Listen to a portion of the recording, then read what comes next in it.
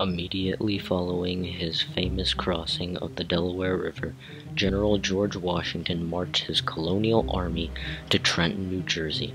The army's forces included horses, guns, wagons, and soldiers stretching for nearly 1 mile.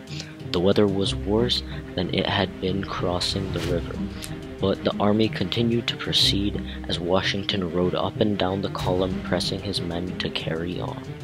Shortly after 8 o'clock on the morning of December 26, 1776, the Continental Army started its charge on the city.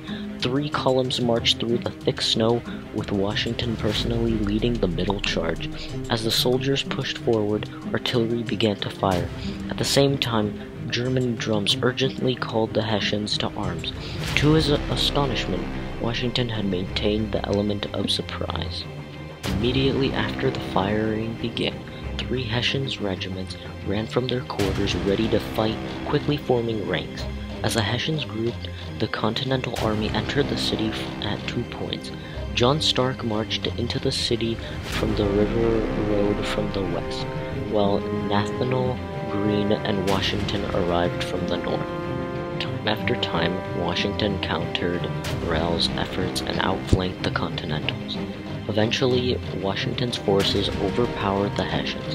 Rale was mortally wounded, and many of his soldiers broke ranks, fleeing from the fighting.